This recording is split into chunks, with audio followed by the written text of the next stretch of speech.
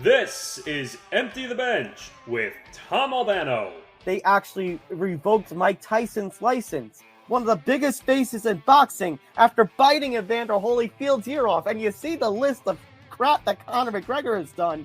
How has he not ever had his license revoked outside of that 6-month suspension from the whole Khabib thing? Nick Morgasen.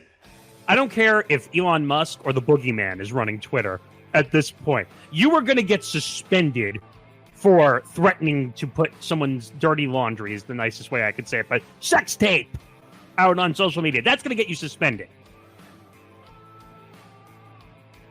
Empty the Bench starts now.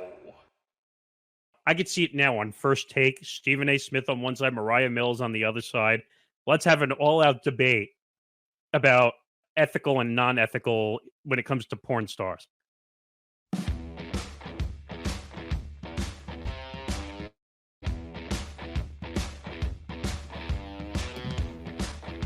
Nick, it's deja vu all over again, as Yogi Berra would say. Wait a minute. Am I hearing a repeat?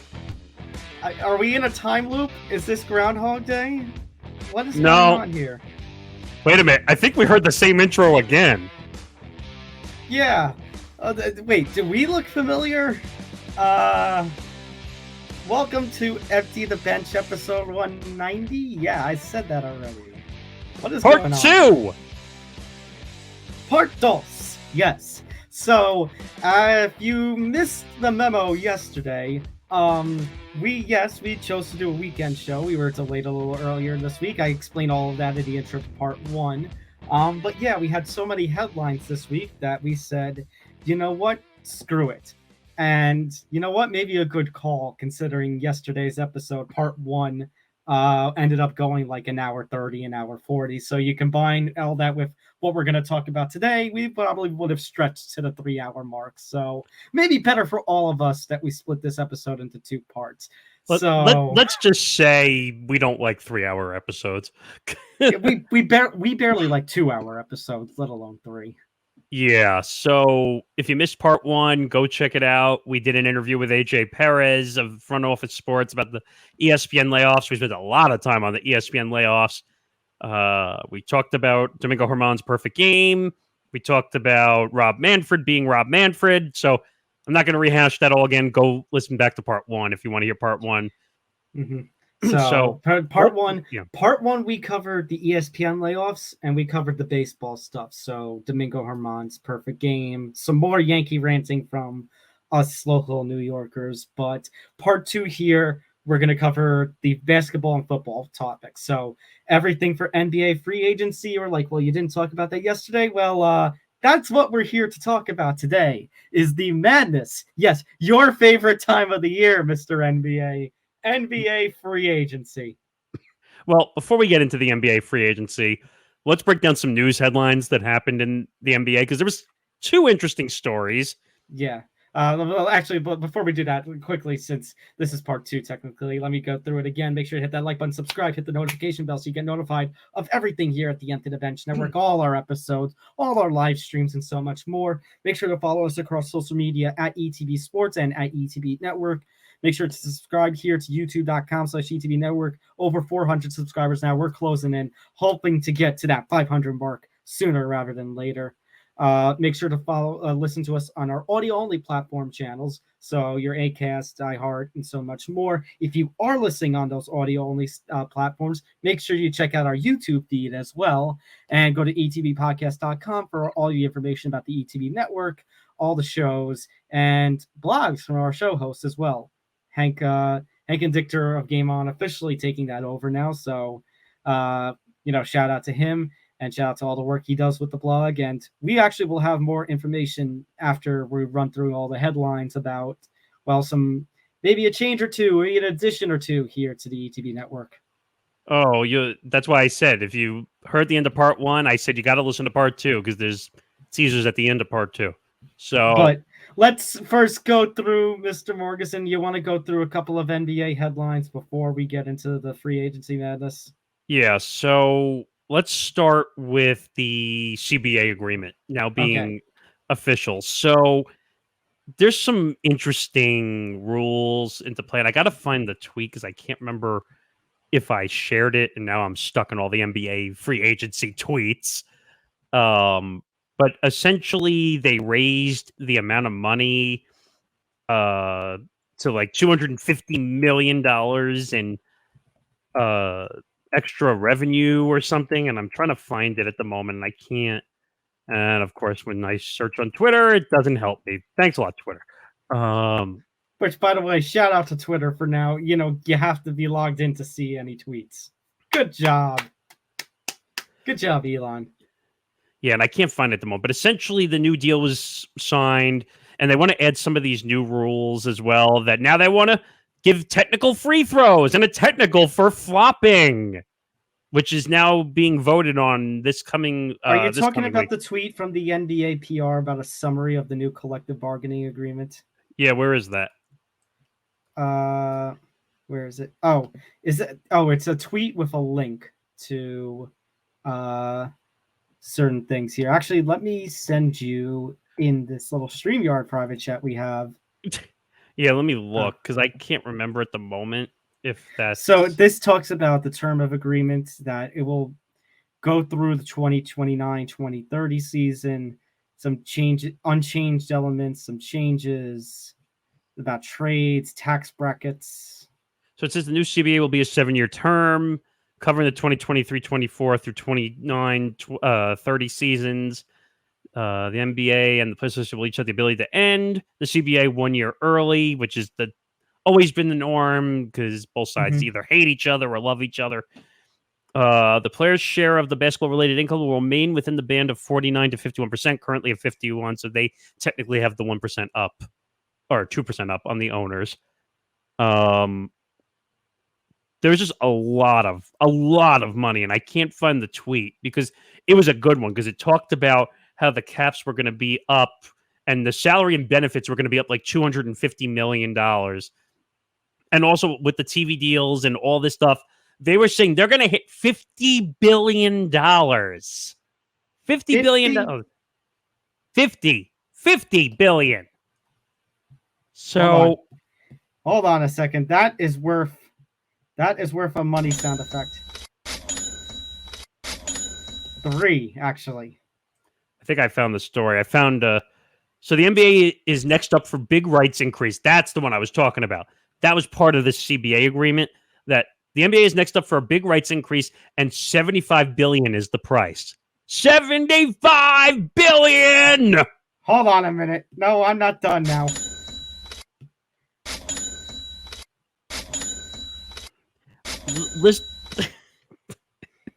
So the key points of this business article was early thinking within league circles suggests that the NBA will seek a $75 billion multi-year rights package up from its current $24 billion. 3 times. Which pays $2.6 billion per year. They're looking for around $8 billion a year.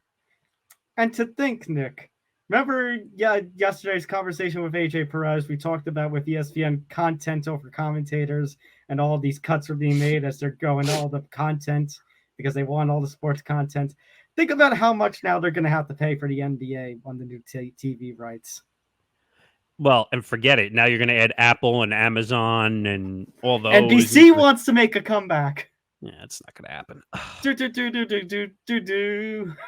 That's the old one by John Tesh that he wrote. The one that Nelly covered with Heart of a Champion. Oh, yeah, that's right. But the NBA is currently partnered with AT&T on Warner Media, which is obviously TNT and TBS and Bleacher Report and all that stuff, and Disney, which are also the latter, which agreed to pay the NFL $2.7 billion through 2033. Should the NFL triple its rights and replicate its 9-year deal length, it would generate around $7 billion to $8 billion per season. That puts it just behind the NFL's new $10 billion per year. Think about that. Think about that. $8 billion for the NBA, $10 billion for the NFL a year per season. Yep. And it says the NBA also has a $1.5 billion streaming deal with the Chinese-based company Tencent Holdings. That was the one where they lost the deal for the period of time because of what Adam Silver did. What was it? Remind me. It was when they made the comments about the streaming and. Right. I forgot about that. So tension. Do you remember when they were first making the comments about streaming, and Adam Silver said, "Oh, I could picture it where you could just watch the game on like Twitch, and then you could, pick whatever commentators, or you could do your own commentary or something like that." Oh yeah, Adam, because that makes total sense. I mean, if we had the opportunity to add our own commentary, we would be broadcasting a game.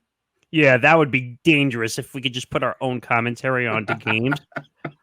But I'm stunned. 3 times the raise, 24-75. I was just like, and that's part of the CBA agreement where they're supposedly going to get $50 billion in rights and insurance and just salary raises. I was like, $50 billion. I'm like, the NBA was nowhere near the NFL. Now they're near the NFL. I was like, holy cow. So, I don't know. It's money. It's all about the money. It's all about the money. I mean, you need Jesse J. But, yeah, so that's a CBA deal. They made the official agreement. Not surprised. The rights deals are just going to keep up and up and up. And it's not even you and I talking about the stupid in-season tournament, which is going to get a rights deal from either Amazon or Apple TV Plus. So that's right. One thing. What's the other one you want to talk about? I want to talk about I want to talk about Shams. So all right. So last week, I want to give full context because last week it was the two of us, Paul Lombardi. We were here watching the NBA draft, and we were talking about it. And number 2 came up, and we said that Scoot Henderson. We were saying, "Oh, we're probably going to be Scoot," and then dropped a report from Shams and Shams was working the stadium. He works desk. For Stadium, yes. Yeah, and he was working that basically the desk. Shams actually does some work for FanDuel. He's a partner for what they call a partner for FanDuel. Yes. So he brings out a report that Scoot Henderson may not be the number 2 pick. That I think it was the Grizzlies. Well, so the Grizzlies were the number 2 pick. Portland was number 3. He was saying that he heard that Scoot Henderson was going to go 2nd overall. That's what he said. So all the degenerate gamblers out there said, you know what? He is going to go number 2. It's a given. We're going to put all this money on it, which I didn't realize people were betting on who was getting drafted, in what direction. Oh, no, Charlotte. Pardon me. Not Memphis, Charlotte. Charlotte, excuse me. Charlotte was number mistake, 2. Sorry. Yeah, Charlotte was number 2, and Portland was still number 3. So, because Shams said that Scoot was going number 2, everyone put a shitload of money on Scoot being drafted number 2. Miller got drafted, and then Brandon Miller, who's got his own issues off the court by himself, but then came that report afterwards, not from Shams, from somebody else. I think it was Woj, that basically that Charlotte had known about Brandon Miller. They liked him. They were locked in on him from the start, and then Scoot ends up going to Portland. But there was a lot of WTFs because it was Shams's own report. Keep something in mind. Yes, Shams is an NBA insider, and he does an excellent job with him and Woj. They basically, own it. The minute they hear something about the NBA that could be drastic, they put it out. They're on it. They're on it. But what everyone is talking about, and everyone has this concern, is that he is a partner working for FanDuel. So they used his own report to put the betting that essentially affected the betting lines. Now, I produced 3&D, so I heard what Paul said, and I had some time to kind of gather the information on this. Now, here's what people forget. If you read the report that he puts out, all he says is that the reports are that Scoot Henderson is going 2nd overall to Charlotte. He doesn't say anything about putting a bet. He doesn't say put money on it. He doesn't tell you that it's 100% because you can't guarantee anything to be 100%. But he never said to put money on it. Okay? Now, Do I think it's a conflict of interest considering that he's an NBA insider and that he works for a gambling company? You bet your ass I do. And that should not be allowed. Okay? Because you can do what? Which most people are afraid of when they're gamblers. What happens when you put information out? What? You change the gambling lines. Yeah, you change the line, yeah. So, but I have to take both sides, which is rare. I usually don't take both sides of anything. That you know about me. I don't take both sides of anything. So he's wrong because technically it's a conflict of interest, and he could have, and he did change the gambling line. But at the same time, because people say, "Oh, well, that made me put my bet." No, morons, that didn't make you put the bet. You chose to put the bet. It wasn't Shams who told you to put every ounce of your life savings on Scoot Henderson. That was your choice. Right. It wasn't Shams who said to put your house down as a bet on Scoot Henderson. That was your choice. And that's the one way I will defend Shams, because Shams didn't say in the tweet to go bet. He can't do that.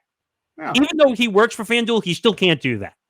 No, it would be absolutely shameful of him as a journalist to say, go place a bet on such and such. Well, I'll use a word that you use all the time. I don't know if it's 100% ethical that he works for a gambling company and he's an insider reporting, but I have to defend him on that front. He didn't say, go bet.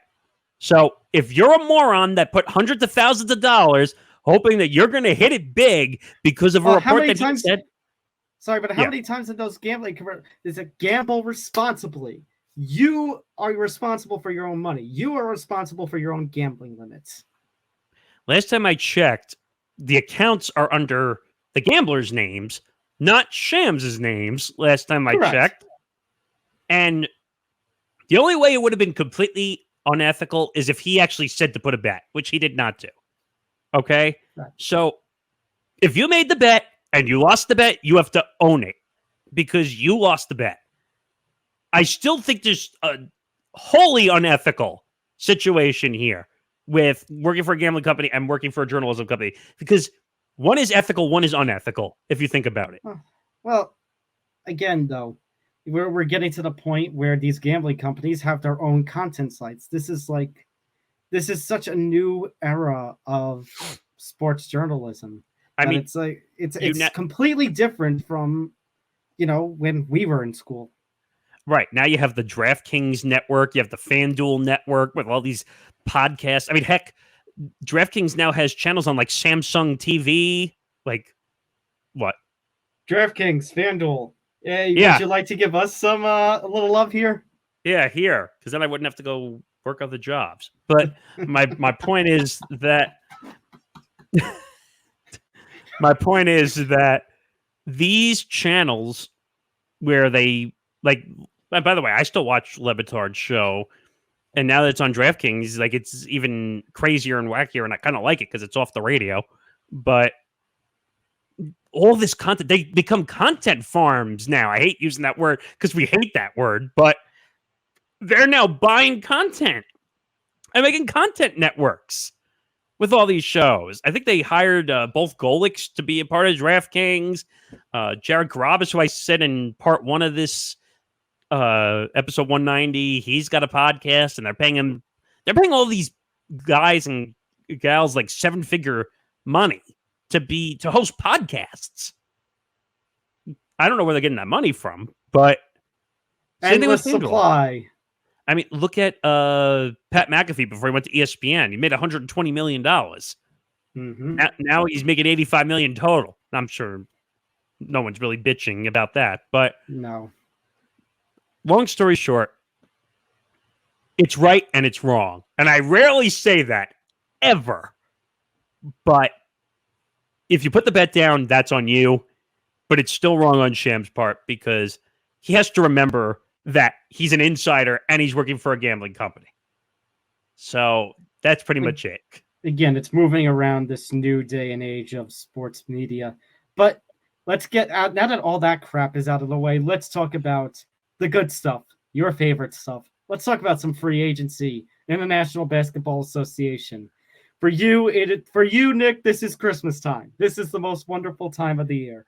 Yeah, really. I mean, so where do we start? So let's start with your favorite person and mine, Kyrie Irving. Okay. So Kyrie Irving signs a 3-year, $126 million deal to return to the Dallas Mavericks, player option in year 3. We'll get to some sound in a moment from the ex-Suns GM, Ryan McDonough, who was very, very candid and openly honest about the deal. But I agree with, because I listened to the audio beforehand, why the heck would you give Kyrie Irving $42 million a year? Why? Desperation? Dumbness? I go with the second one. Dumbness. All of the above? Kyrie Irving's dumb. Why would you... the sake of having a star? A name? I mean, you have Luka Doncic. A second name? Kyrie Irving's not really a name to me anymore, to be honest. To you, yes. Watch, now that I called him out, now he's going to go challenge me to a one-on-one basketball game. He did that to one... Actually, did I tell you he did that to one of my former colleagues? No, he didn't. He did. I found out because I still talk to him.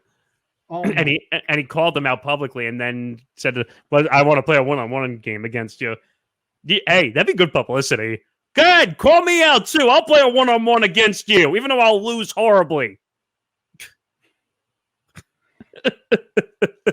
Everyone, I damn well know everyone on this network will come watch that. I know. Would you basically turn into LeVar Ball? Say you're undefeated and never lost? No. I would say right up front that I probably have no chance right off the bat, but it would just be fun just to see if I could score one basket on Kyrie Irving. Just out of luck. Oh my God, that would be something. But long story short, this is a horrible deal for Dallas. This is, that was just... Nick, I seriously just don't understand what the point of falling to the number 10 slot. The fact that they purposely, even though the playoff spot was in such reach because the Western Conference was in absolute shambles, they said, nah, we'll wave the white flag. And they ended up taking the number, they got number 10, I believe, in the draft. They got to keep their pick also because the Knicks would have gotten it. They got to keep their pick, but that was part of the Kristaps deal. Yeah, but that was number 10 selection, correct? Yeah. So it was a protected top 10 pick. So because they fell out of the draft, fell out of the playoff spot, it led them to keeping the pick. So and their selection was Cason Wallace. I don't even know who that is, but yeah, but no, but that point. So. And then instead of, you have all the headache that Kyrie caused. You have the fact that he was so, the way his tenure was in Brooklyn. And yet you still gave him $42 million. And yet he's still a member of this team. And you gave him a player option. What are you doing? And by the way, and we'll play the sound in a second because it's going to match exactly what I'm saying. But you're not going to be able to trade this contract. At all. No. Because no one's going to want to deal with this headache. So, I mean, nobody wants to deal with the headache enough. Now you're going to have a $42 million contract attached to it. Yeah, and the player option, we all know he's not going to opt out because if he's having shitty 2 years, he's going to hold on to that $42 million. So, here, get that banner ready that I made up with where okay, I have it right there. So, this is audio from ex-Suns GM Ryan McDonough, who was a little, let's just say, candid about Kyrie Irving. So take a listen to this. One side of this one, Matt, from Dennis and Tommy, who I love. I think they are crazy. I think Kyrie Irving has been unhappy over the last 6 years on a winning Cleveland Cavaliers team, a winning Boston Celtics team, and a Brooklyn Nets super team where he chose to go 4 years ago today as a free agent with Kevin Durant. So why would you give him this kind of money? Why would you give him a player option in the third year? $42 million a year is insane for Kyrie Irving, combined with a player option.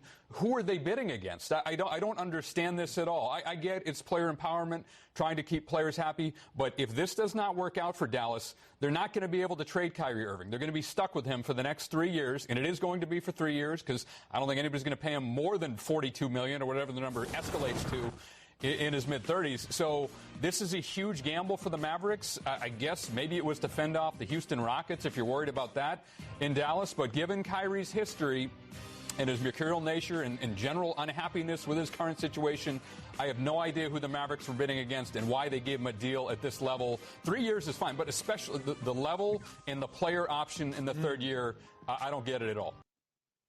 So basically what he's saying is that this is a terrible, awful, horrific deal. Hold on. The Houston Rockets, what the hell do the Rockets even have? Even at cap this space. Point, but you're so worried about losing Kyrie Irving? What the hell does Kyrie Irving even produce for your team? Oh, I don't wait. think he did much. Time out. I'm not saying that that's logical, but I'm just saying is the Rockets had cap space to spend this offseason. Again, yes, but what did he provide last season for the Mavericks, Kyrie?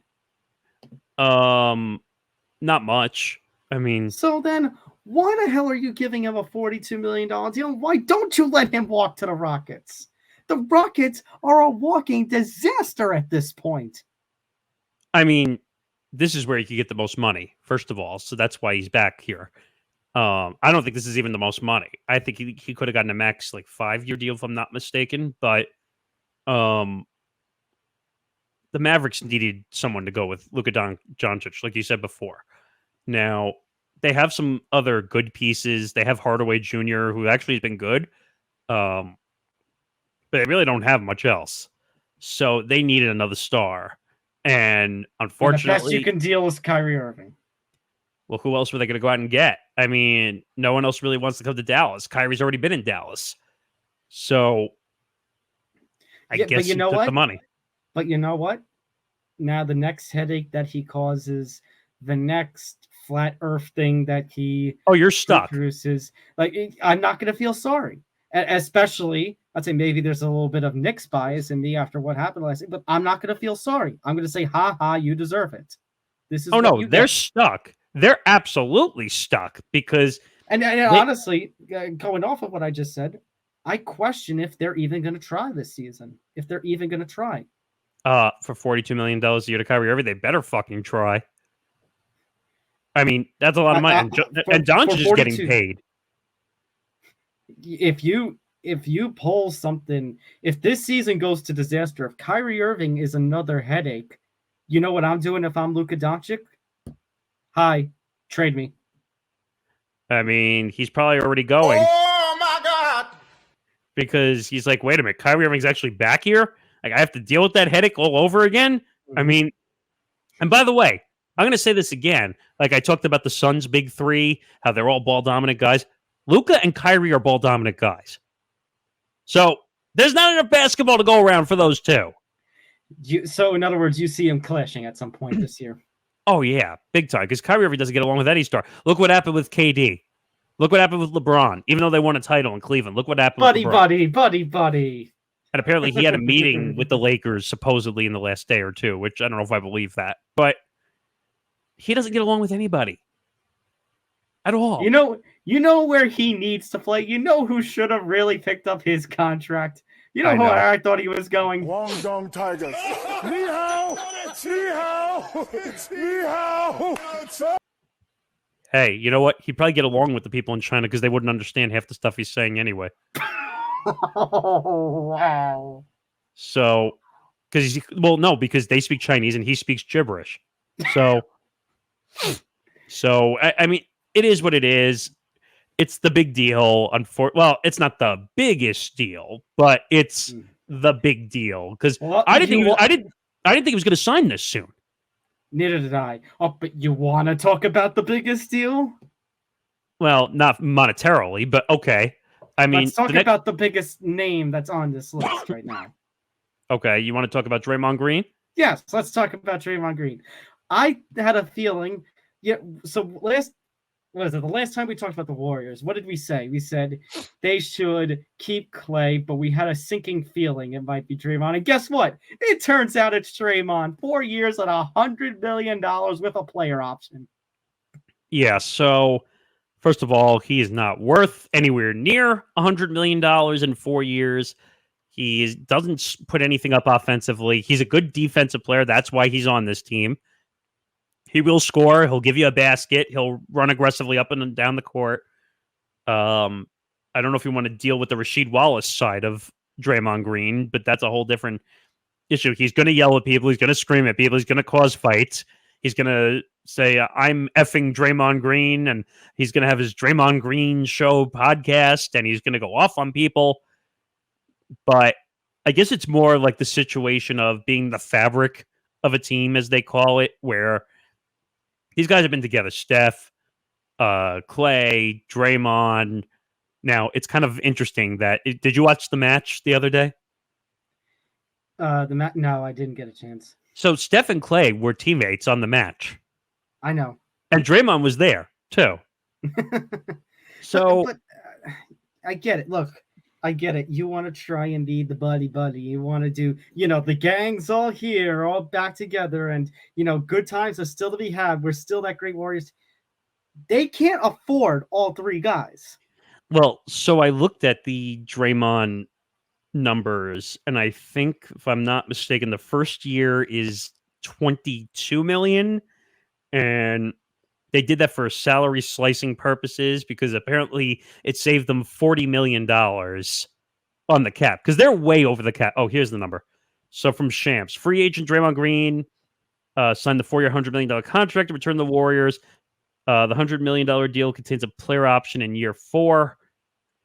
And I think $22 million was the salary for year 1 because it saves them $40 million, which is nuts when you think about that. They're way over the cap. Way over the cap. They're not affording Clay. This signing tells me Clay's gone. I don't get that because Clay can play defense and score on a combo rate more than Draymond can.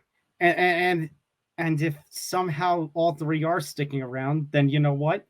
That means you're going to have basically all minimum guys at this point for the rest of your roster.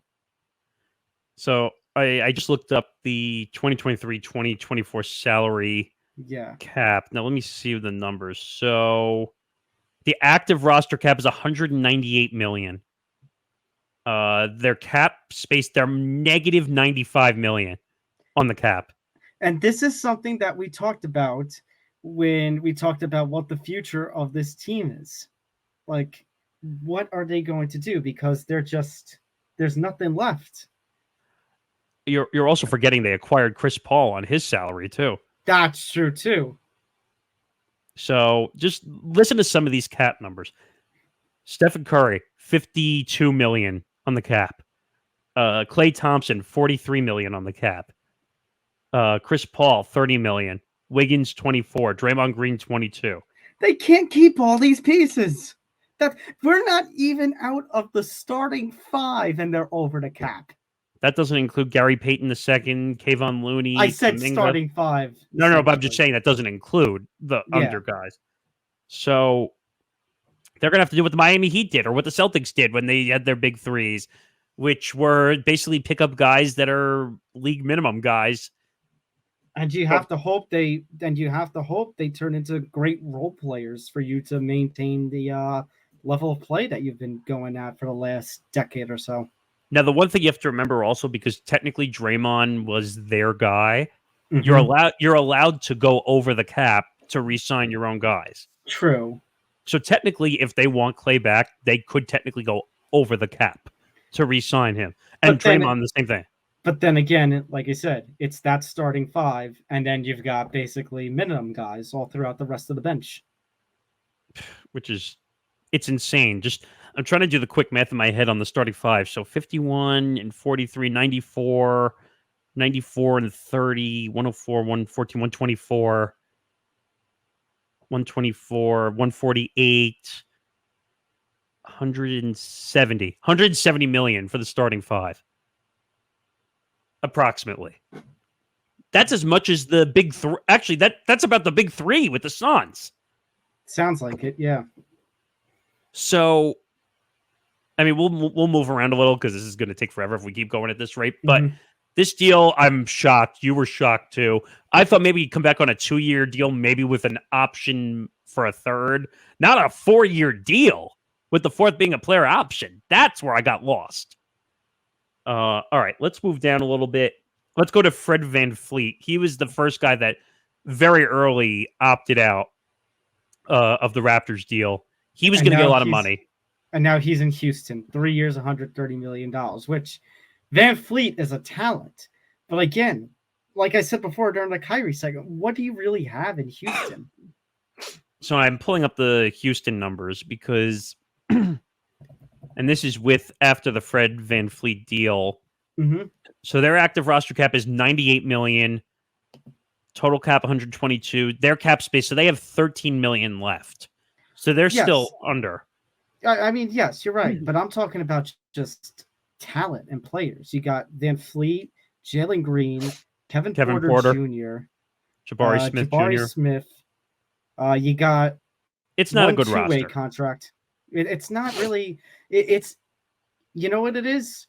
It's a roster full of B plus, the B minus or C plus guys. You don't have an A.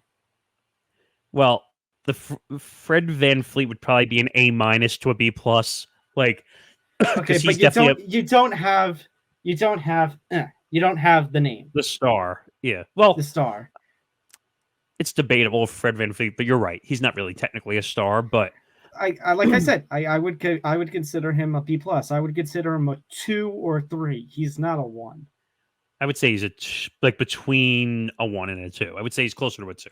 So you're right. So a 2, but who else are you going out? You have $13 million left on your cap. I mean, you could have gotten 2 or 3 players. So technically, that they had like $53 million in cap space. They could have spread that out over 3 guys if they wanted to.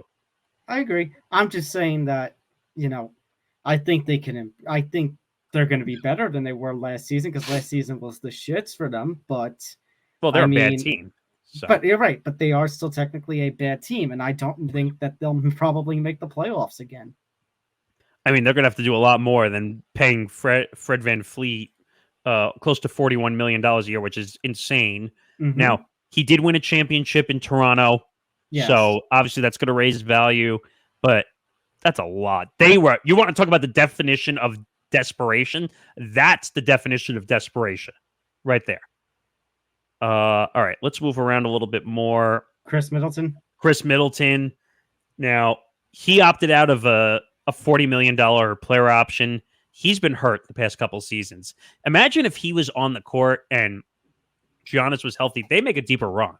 Yeah, who knows what happens to Milwaukee if the two of them don't get hurt?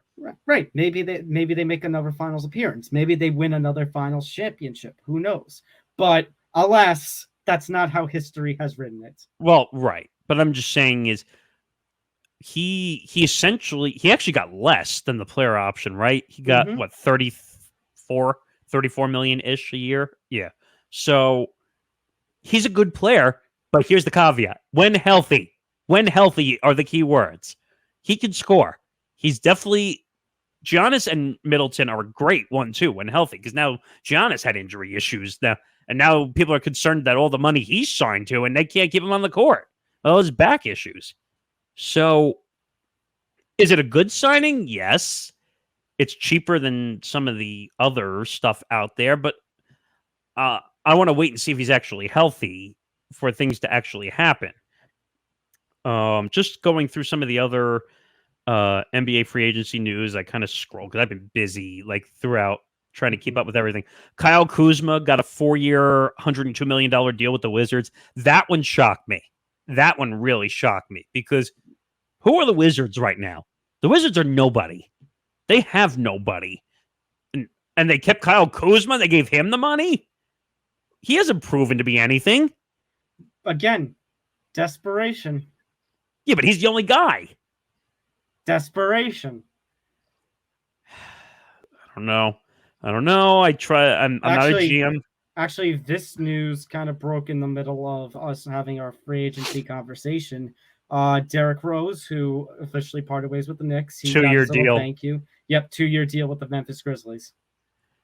I mean, he's lucky to still be around in the NBA, to be quite honest. I mean, he keeps getting hurt.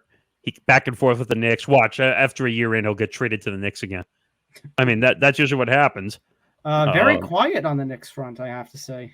You know what? And believe it or not, good. Because there's still going to be names out there. They have plenty of draft picks. They have their own, and they have others draft picks. As of 10:37 Eastern time, when we're recording this on Friday night, we still have no word yet on what's going on with the whole James Harden situation. There have been reports of James Harden about potential trade partners. James Harden has requested out. Shocker, it's his third time in like a year or two that he is requested out of a team. Yeah, but he was, how many years was he with Philadelphia? 2 or 3? Something like that. Or was it a year and Maybe a 2? half? Year and a half to 2, I think. He got traded there for the Nets, which, by the way, that trade ended up working out for the Nets, believe it or not. But right, well, that's it. Which he got traded from Houston, and now he's requesting another trade. It is absolutely ridiculous. Let me also throw in the caveat, which actually helps the Sixers. Mm-hmm. He opted into his player option, which makes the deals easier to move because the salary is on the book as opposed to hanging out there. So they can trade that expiring contract, or they could sign and trade on top of it, which I doubt is going to happen. Mm-hmm. But you have to find a team that's willing to take on and trade the assets. He's been traded 3 times. I mean, the Nets thankfully got out of it after all they traded to Houston. And now they got out from under it. Now Philly's trying to get out from under it. Can we look at the history of James Harden and realize that this guy can't be trusted? Oh, what have I said, Nick? He is the most overrated player in the National Basketball Association. He cares nothing about his teams. He cares nothing about winning a championships. It's all about the money and the me with him. You know, I want the ball. I want this attention. I want that. He clutch. You want to say he's one of the best shooters in the game. He's one of the most overrated shooters in the team of the game. When the lights go up and it's that high pressure time, look at that game against the Warriors that won playoffs in like 18 when he and the Rockets were absolute shit. You know what he does when the pressure gets on? He quits. Yeah, I mean, he quit. I was going to say all the Rockets were 27 from 3, but that's and you know what? That is a little stretch. Not just on Harden, but my point. But you know what? Actually, no, because who does the team always circle around? It circles around its James star. Harden, and James Harden is not I'm going to say what you say about KD. James Harden is not a leader. James Harden has no leadership skills. He is absolute trash as a locker room. As a player, like as a person at this point. As an ego. As an ego. Yes, that's the word I'm looking for. Thank you. As ego, he is absolute trash. I would not be surprised if somebody said that he was cancerous in the locker room. Oh, he is. We know he's cancerous in the locker room because all he cares about is himself. I mean, and honestly, but honestly, you're a Nets fan. Let's be honest. They are doing much better for themselves. Even if this next season is a year of suck, they're doing much better with themselves without Kyrie, without James Harden, or Kevin Durant. I mean, they just re-signed Cam Johnson, who's supposed to be a great talent they got from Phoenix in the KD deal. I mean, absolutely. They won that deal. They won that deal. Oh, they won that deal because KD got hurt right after he in warm-ups after he got traded there. And I swear to God, Mr. Dolan, if you are listening to this, where's my banner for it? If you dare go and sign James Harden for the sake of having a star, then you have just set this team back 15 years. You cannot tell me. I'm not done. You cannot tell me when everything is going right, except for the fact that you fired I shouldn't say fired you. Declined to renew Scott Perry's contract. You declined to renew because you didn't want to spend on a general manager. You don't want to spend on anything. But you know what? It's meant that this team has gotten younger. This Knicks team has gotten younger, which good on you because they're going in the right direction. And Jalen Brunson has been an excellent pickup. You know, that stupid, that stupid tampering thing aside with the whole Mavericks. Oh yeah, with the whole Mavericks situation with Brunson. But it's stupid when we got free agency deals that are coming out before the 6 o'clock deadline, 6 o'clock start time even hits. Okay, so let me quickly address that. You can go back to that. I'm just gonna laugh if I keep looking at this banner. Sorry. Where is it? But what he's talking about is that the 6 p.m. Eastern time deadline on Friday, when when free agency started, there was a report that came out that before 6 o'clock, when the 6 o'clock deadline opened up, there was 15 deals supposedly agreed upon before the free agency window opened up. I'm sorry, what? As I just stole a Hank line, but yes. I mean, all I could say is, because, like, how could there be... I'm sorry, legal tampering? Maybe non-legal tampering? Like, how is that not tampering? Do you know? Because I don't know. I don't know. That means there are several teams who need their draft picks taken away now.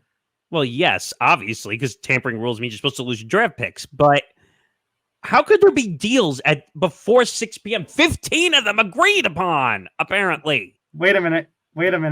I know the answer. Oh, yeah, it's an Adam Silver slip-up. Yes, well, because Adam Silver doesn't hold anybody's legs to the fire at this point. Accountability, what's that? What's accountability? My point is, if you're going to go and trade for James Harden, you're ruining everything that you have, all the good progress that's been made with this team. It's been quiet with the Knicks in free agency, and like we said, good. Let this be. There are people who said the move for the Knicks to make in free agency is sign nobody. Keep your guys as is, keep everything as is, and just, to borrow a term from that laughing stock of a rival organization that actually houses Harden now, that somehow you might trade with, let the process play out. Let next season play out as it is. Look, with all that you had next season, like, you didn't have a number one star, and you came within 2 games of making the conference finals. Yeah, I mean, the Knicks can't complain about as far as they went in the playoffs. That was as far as they've went in over a decade. I mean, right? You can't complain. Like, at this point, just let the course play out. Let next season, make little to no changes. Let next season play out as is, and then see what happens come the 24-20, the offseason before the 24-25 season. Let's see then how free agents stack up. By the way, the whole trust the process, I'm taking that away from Philadelphia right now, because how long have we been in the trust the process mantra for? 6-7 years? The process has gone on for about 6 or 7 years. Yeah. Here's the deal. I'm saying hi to Daryl Morey, who is the one who had to deal with James Harden in both places with the Rockets and now the Sixers. I'm officially pulling away your trust the process card. You're not allowed to have it anymore. It's officially been revoked.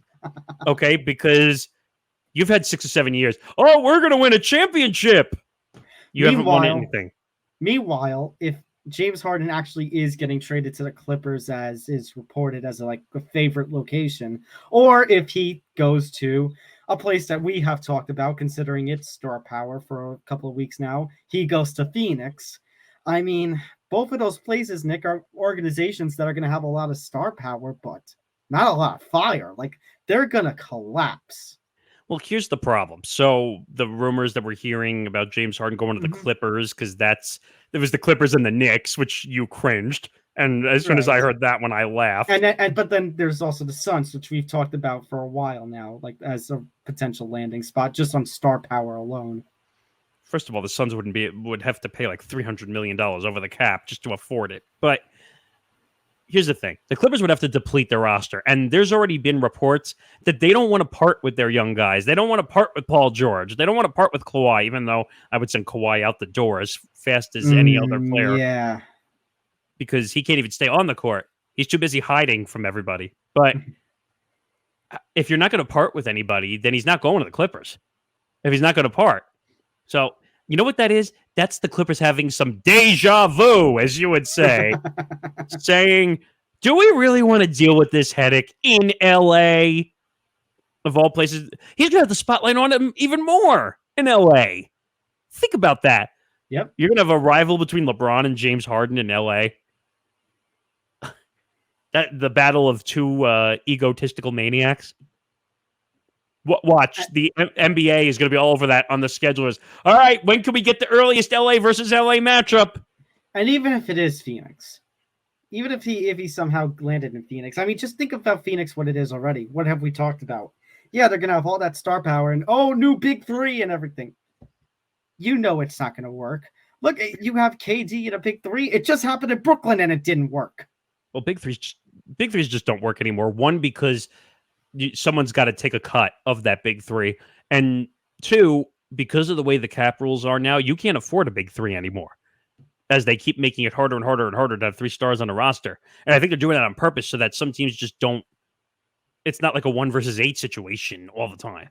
So that's that. Also, just some quick other deals. Karis LeVert agreed to a 2-year, $32 million deal with Cleveland. They're actually looking like a good team down the line in the future. Him and Jared Allen, who I wish the Nets kept. Also, Kobe White, Chicago Bulls, 3 years, $40 million. DeAndre Jordan is back. Don't know what the deal is, but he's back. Bruce Brown. Now, this was the interesting name coming off the Nuggets. So he made like $9 million last year. And we all knew the Nuggets were just not going to pay. That's just the nature of the beast. You have to make cuts certain places. And he got a 2-year, $45 million deal with the Pacers. I was like, whoa! Like, the Pacers are that desperate for a guy who's not even a number 1 level. He was a bench guy for Denver, coming off the bench, and like was a really big piece. Don't get me wrong, but they're paying him like starters money. So I don't know. That was interesting. Jeremiah Grant. Now, actually, this goes into one of the next headlines here on the banner. So, Jeremiah Grant has agreed to a 5-year, $160 million deal to return to the Trailblazers. All right. So, Trailblazers. Let's talk about this. So, big deal, by the way. That's a humongous deal. I didn't expect that for Grant. And by the way, Clutch Sports CEO Rich Paul making a killing. He's like the new Scott Boras of the NBA free agency world. Does that mean we have to come up with an acronym like we have BSBS for Blame Scott Boras Syndrome? Yeah, we're going to need something for Rich Paul. I don't know. We'll figure it out. But so he got $160 million. Wait, the Rich Paul gets richer. Oh, that's good. I like that. You're going to have to write that down. We're going to have to save that. But so Jeremiah Green gets $160 million. Is this the Trailblazers trying to bring pieces in? They draft Scoot Henderson. They're now their roster's full of guards, which is another problem. And now we come to the report from Chris Haynes that Damian Lillard is interested in a move to the Heat. And Lillard and Trailblazers GM dispute report. Well, we've heard this for the last 3 years, 4 years. Make up your mind, please. I will not believe Damian Lillard is interested in another team or another team is interested. I'm not going to believe any of that. You know what I'm going to believe that when Damian Lillard is in another uniform, because it feels like at this point, because I mean, it was just not that long ago that Damian Lillard said gave some sort of indication that he was happy being in Portland and wanted to be a Trailblazer for life. But I mean, all of a sudden now he's expressing, oh, maybe Miami is good.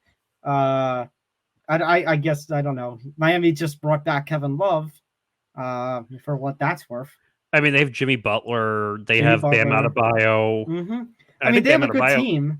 They have a good team. I think Damian Lillard's going to be a fantastic addition, but but that means there's going to have to be some trading, and I just don't know. And Lillard himself, along with the general manager of the Trailblazers, disputed Chris Haynes' report and said, no, that's not true. Well, no, and then the GM doubled down on it, saying we're trying to build a championship around Lillard. Hey, you've had how many opportunities to do that now over the last few years? I mean, like, you want to know what I thought when I heard that? Why the fuck you lying? Why you always lying? Oh my God! Stop you fucking lying. This GM can't do shit. This team has not gone anywhere. And the few times that they were the number 1 seed, they got upset. So to tell me that you're looking to build around Lillard, why aren't you going out and getting another star? You want him to stay in Portland, or you want him to be happy in Portland? Go get another star. But no one wants to play in Portland. It's like a forgotten city. Hey, imagine Major League Baseball has a team there soon. Oh, God, that sounds horrible. Won't be forgotten for much longer. Yeah, really. I think that's all the NBA headlines. Yeah, but long story short, just one more thing. The Instagram videos from the Instagram live videos, which it seems like NBA players love Instagram live videos for some reason. Like that's their platform of choice. And he just said, "Oh, I'm going to do all the Miami references." Dude, make a decision. Just either you want to go to the Heat, stop teasing, and make a choice. Enough. You want to go to the Heat, demand a trade, and you'll figure out a deal with the Heat. The problem is that puts the Heat in a leverage position if you demand a trade. But just either say, I'm staying in Portland, or I want to trade to the Heat. End of story. All right. Let's talk about just a few NFL headlines. Not much. We have one major headline and a couple other headlines to go through. So the NFL has suspended somewhere along either 4 or 5 players, maybe even at a 6. I think it was 6. Yeah. It was 6, yeah. All right. So actually, it was originally going to be 4 or 5 players. They have now suspended 6 players for the season due to gambling policy violations. Among them being one name that actually we've reported earlier, Isaiah Rodgers Sr., the cornerback and returner for the Indianapolis Colts. Yeah. So the 2 guys got cut, and yeah, there was actually, he got cut. Both of them suspended. Got both Colts players got but cut. Then cut. Yeah, suspended and then cut. So Isaiah Rodgers, I think, if I'm not mistaken, was suspended indefinitely past the 2023 season. There was a few guys that were suspended indefinitely. The other Colts player, I think, was only suspended 6 games, but he got cut. Okay, here are... I actually just looked at CNN. Here is the official thing. So Isaiah Rodgers and Rashad Berry of the Colts and free agent Demetrius Taylor suspended indefinitely through at least the end of the 2023 season. They will have to, these 3, since it's an indefinite suspension, they will have to request to be reinstated. That's like Ridley. Yeah, exactly. Just like Ridley did. Rodgers and Berry were both waived by the Colts. In addition, Nicholas Petit-Frere of the Tennessee Titans is suspended for the team's first 6 regular season games of the 2023 season. Yeah, so few guys got indefinite suspensions, few got 6 games. The 6 games is the standard suspension if you get caught. Yes. But if you do more, then like I know Isaiah Rodgers had $1,000 bet if I heard that correctly. Mm-hmm. And he admitted to it. He said, "I take full responsibility of my actions." Yeah, he was a little late on that though, but I think he bet. And actually, this is not even the full list because a couple of months ago you had Quintez Cephas, C.J. Moore, Jameson Williams, Calvin Ridley, Stanley Berryhill. Well, Calvin Ridley was last year. I'm talking about in April they suspended 4 players for the gambling policy. And I think the reason the 6-game suspension is opposed to the year, as I think it had to do with like gambling inside the facility, which is a no-no as part of the rule. I think I found the list. Updated list of players gambling suspensions the last 2 years.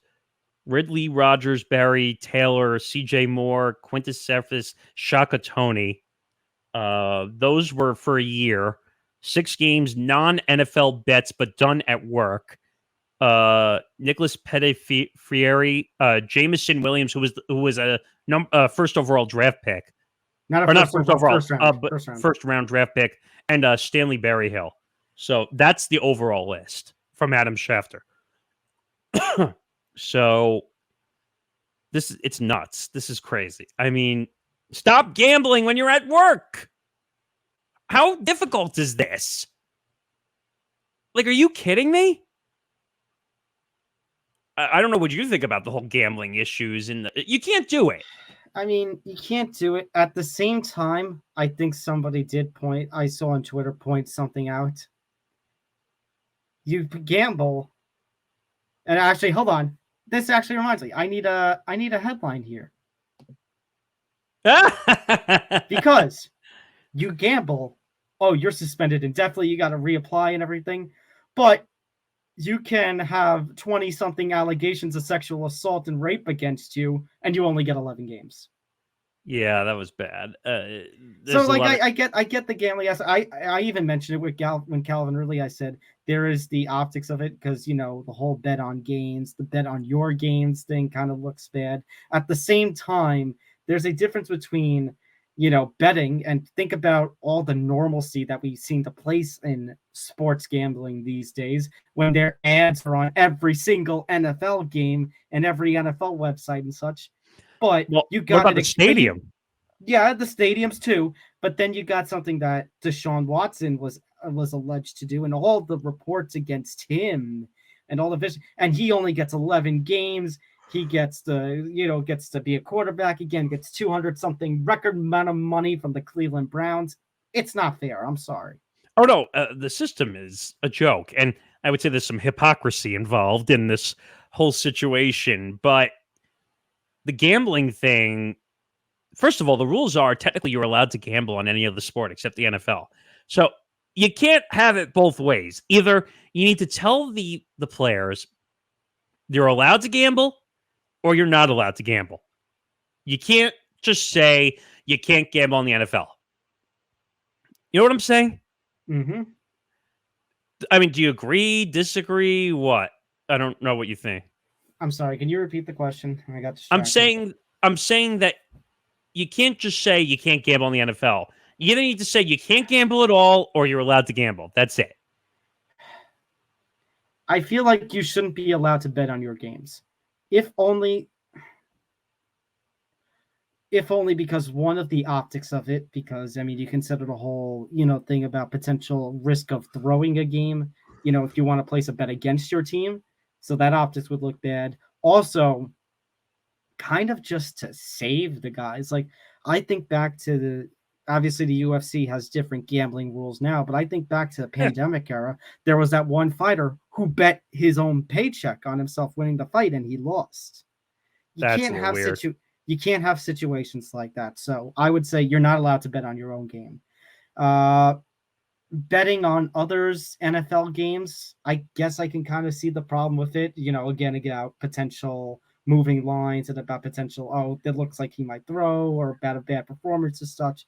But I mean, and I get the you know, gambling in the facility. But if it's, say, Nick, the off season, you know, and it's a random May day, and these guys are sitting at home, and they want to place a bet on the New York Mets versus San Francisco Giants game. That I don't think that's a big deal for. So I just found this again because I forgot. Mm-hmm. The 6 key rules about the NFL gambling, and I laughed at this. Number 1, don't bet on the NFL. Duh. Number 2, don't gamble at your team facility while traveling for a road game or staying at a team hotel. Number 3. I'd say the first one, totally get. Duh. Second one, kind of understand. Number 3, don't have someone bet for you. Yeah, I get that. Number 4, don't share team inside information. Duh. Number 5, don't enter a sports book during the NFL playing season. I guess I get it, only because the NFL seems to take over everything, like, you know, after February, though. But wait a minute. What happens when you have to go to Vegas to play the Raiders? Because technically you're staying in hotels where there's sports books in them. Well, you just don't worry about the gambling. I guess that's what the NFL's mindset is. Don't go to the casinos. But the way hotels are built in Vegas now, you have to walk through the books and the gambling to get to the restaurant. But you don't have to stop and play at any of the tables. But this says don't enter a sports book, period. I'm being facetious, but I know, yeah. I know, but you're being picky with it. And then number 6, which is the one I laughed at the most, don't play daily fantasy football. Again, what if you're not playing for money? Yeah, number one, what if you're not paying for money? I guess the optics of it again. But again, what if it's a random, you know, what if it's during the NFL playoffs and a team is eliminated and they place a bet on the Golden State Warriors versus Brooklyn Nets game? Are they all of a sudden now in violation? That's a good question. I didn't even think about that. I think technically they would be if they did it in a facility, according to these rules. I mean, if you're at your own home and you're making a bet, they can't penalize you. But technically it's during the NFL season because it's the playoffs. But I do wonder, like, if your team is out, is your season over? That's the question. I don't know. The NFL has strange rules. Before we continue on with NFL, actually a news that is broken in the middle of our recording. The Wizards have made another move. They have traded away Monty Morris to the Pistons. It's a small move. Okay. I don't know what they're getting in return. Probably a couple of draft picks. Well, it says that the Clippers traded cash considerations to the Pistons for the draft rights of Balsa Koprivica. I wonder if that has to do with that deal with the Pistons also. So, little side move.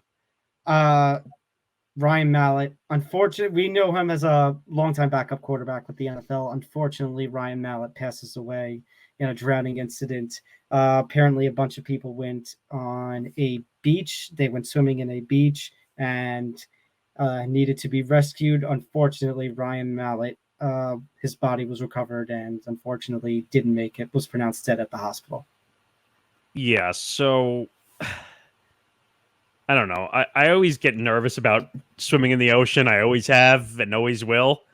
We don't know how far out he was in the ocean. He was definitely out far enough if he couldn't swim or they had trouble swimming back. No indication of rip current, deemed a tragic accident. Well, that doesn't really tell me what the situation was, but found a group of people in the water near a second sandbar who had reportedly been struggling to return to shore. One person in the group, later identified as Mallett, went under, was not breathing when lifeguards pulled him out. That means they were too far out in the ocean. That's what that tells me. I mean, I hate saying this, but like the deeper you go out into the ocean, you become food to the nature out there. Unfortunately, there were no yellow flag conditions, no indications of riptides. Mallett began struggling while attempting to swim to a second sandbar about 150 feet offshore of the beach near Gulf Shores Drive around 2:15 p.m. Eastern Time. Yeah, which means 150 feet. That's a long way. I'm not somebody who really goes to the beaches too often, let alone swim out there. So I can't really make any sort of judgment about feet and such and swimming and such. But all I can say is that they are calling it a tragic accident. This really is something that's kind of tragic. Obviously, Ryan Mallett played at Arkansas, got drafted in, I think, 2011, had stints with the Patriots, the Texans. I want to say the Ravens, too, as a backup. Yeah. I think the Patriots was his longest stint, I think. Yeah, because I think he was he a backup to Brady on a Super Bowl team? Yeah, I think so. All right. Yeah, unfortunate. Heart goes out to him and his family. Heart goes out to everyone who he has played with. Tributes have been pouring in over the last couple of days. I think he was a high school coach too, if I'm not mistaken. Yeah, right? He was a high school coach. He was a high school coach at the time that he died. Oof. Tough situation. I mean, he had a decent career in the NFL. I mean, he was a backup. He was always a backup, but not the point. When life's lost, life's lost. I mean, just the one thing I will say is be careful in the ocean. That's all I can really say. All right. One last thing I want to talk about, because this was just a little interesting little tidbit. Melvin Gordon. So now Melvin Gordon, obviously last season, ended up getting released by the Broncos because his playing was just bad. Ends up going to, I think, the Chiefs. Yeah, he wins a Super Bowl there as a backup quarterback. Oh, don't tell me we have breaking news. I'll get to it when we're done with this story. Okay. Melvin Gordon basically implying that running back is the worst position in the NFL to play right now. Here's a part of his quote. It's just so tough for running backs right now. You have a lot of running backs that's out there, and we just don't get no love. It's literally the worst position to play in the NFL right now.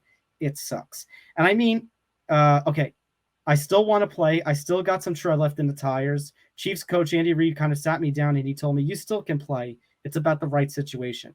It's hard training knowing that you're not going to be on a team. It's tough mentally, but I talked to some players that went through it, and I'm just taking their advice, being a sponge, and it kind of helps you get through it. Obviously, Melvin Gordon, a bit of an older running back now. I don't think he's with a team right now. I think he didn't get a new contract from the Chiefs, so he's a free agent still. And I mean, he's kind of right. I mean, yeah, think about what we talked about with the Barkley situation just a week or two ago. We said, you know what?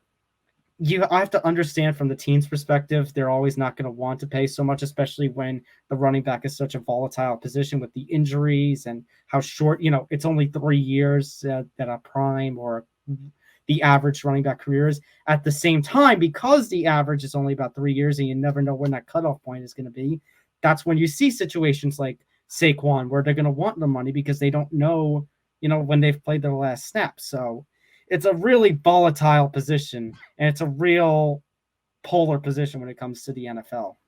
Well, right. And I was going to say that about Saquon, that like he wants to be paid like in a massive way. And I don't blame the Giants for not paying him because he's had his games. He was great last year. But and he has his injuries too. But at the same time, I also feel a bit sympathetic because it's like, they don't have such a strong shelf life, these running backs. So it's like you don't want to blame them for when they say, I want the money. Now, Melvin Gordon, he's not looking for money. He's just looking for a spot at this point. Well, I think he wants to be paid also, but he wants to be paid too, but I think he's willing to take a little less pay if it means just being a running back. I mean, he was a great running back for a 4 or 5 year stretch, but like, I'll give you another example. Breece Hall, who just got hurt for the Jets. And like he's supposed to be a big, I think he won what was it, Offensive Rookie of the Year? He was going to, and then he got hurt. Oh, Garrett Wilson ended up. Yeah, ended up. But Breece Hall is going to be the guy when he comes back and he's healthy. So what are they going to do? They're not going to pay him. He got hurt and had a massive injury. So that's going to put another running back down on the list of, oh, you got hurt.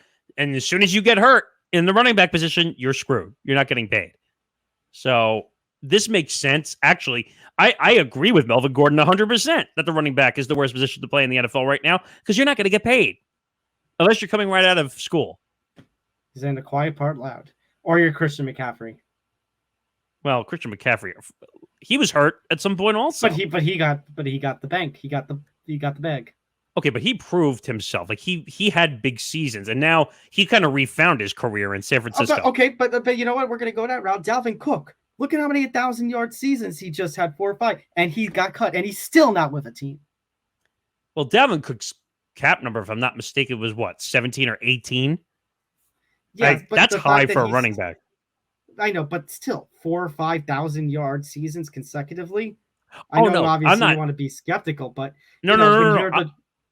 I'm not disputing that Dalvin Cook's a good running back. He is a good running back. When you're like the Giants and you have a concerning Saquon situation, when you're the Cowboys and you just got rid of Zeke and you only have Tony Pollard, when you're some of these teams, it's like, hello, the solution is right there.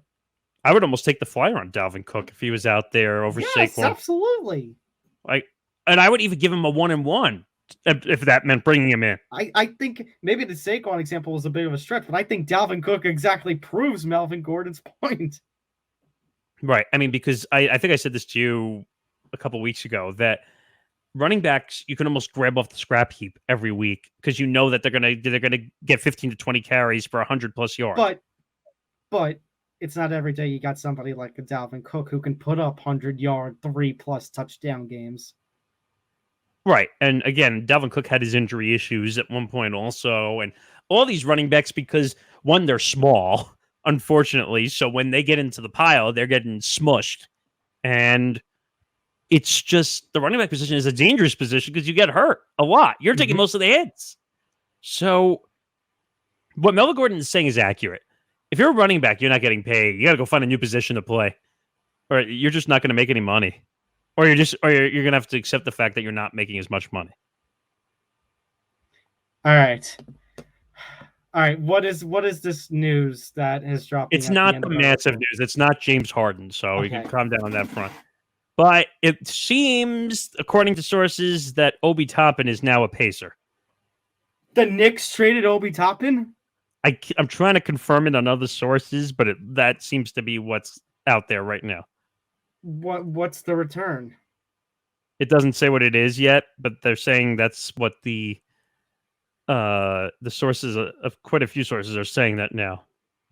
The sources say the Indiana Pacers have traded for Obi Toppin. Oh wow. Okay.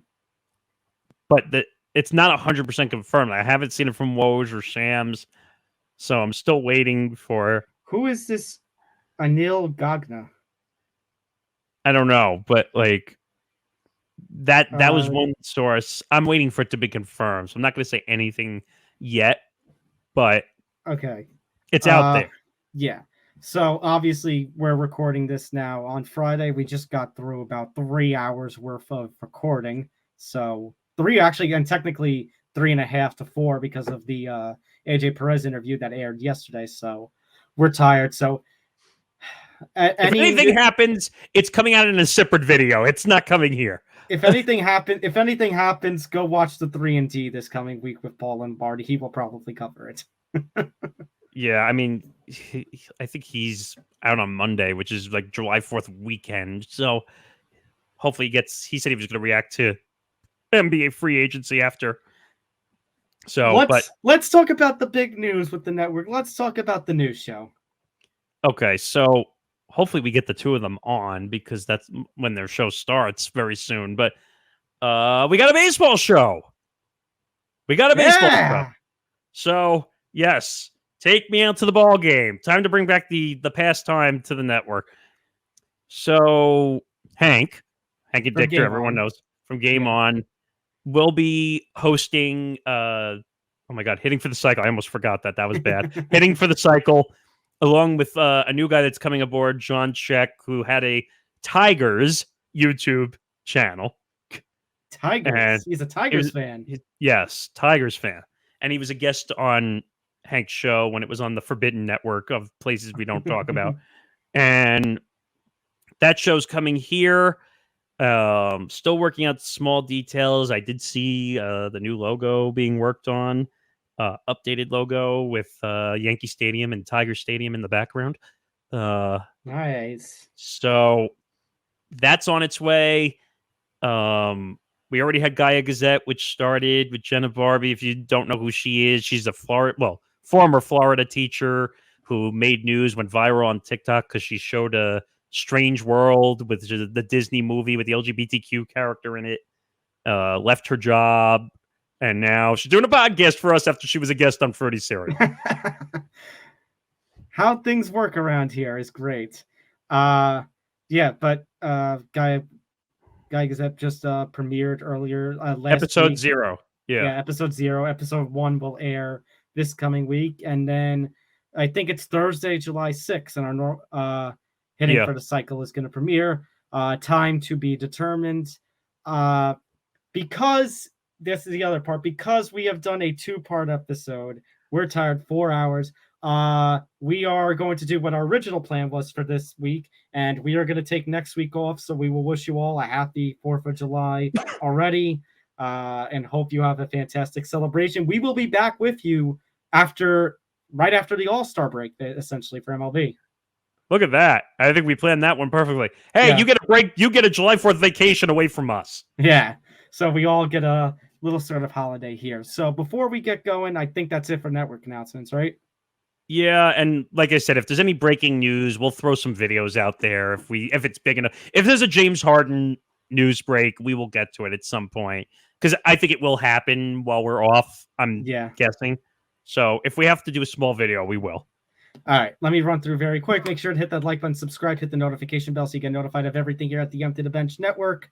Follow us on social media, Facebook, Twitter, Instagram at ETB Sports. Follow the network across social media, Facebook, Twitter, Instagram, and TikTok at ETB Network. You can also see our own social media scrolling there across the bottom and on our name tags when they appear. Make sure to subscribe here to youtube.com/ETB Network. 400 plus subscribers, heading towards that 500 mark slowly but surely. Subscribe. Go over, if you haven't yet, go over to Acast and all the audio-only platforms that we have and listen to us there. If you are on Acast and all the audio-only platforms, make sure to go to the YouTube page and check us out on the video feed. And go to etbpodcast.com for more information about the Empty the Bench Network and blogs from our hosts. All right. I think that is finally going to do it for Nick and I's super long day of recording. So the marathon. The marathon is done. We had part 1 Saturday with MLB and the ESPN cuts, and now today with the NFL and NBA. So that is going to do it for us. Happy 4th of July. Happy MLB All-Star Weekend. We will be back with you just a couple of weeks in mid-July, so that way we talk about the All-Star break, talk about the second half of the MLB season, and get us one step closer to hut time. Oh, God, the NFL season is approaching. Jeez, I think the training camp starts soon. Oh. Yep. Oh, boy, now we're going to have to go through NFL previews. Oy. That'll be fun. Just wait. There's a certain sound that's going to make its return. R-E-L-A-X. And you all go R-E-L-A-X. We're going to go R-E-L-A-X. That's Nick Morgasen. I'm Tom Albano. We'll see you for episode 191 in a couple of weeks. Till then, take care, everyone. Good night, everybody. We'll see you in a couple of weeks.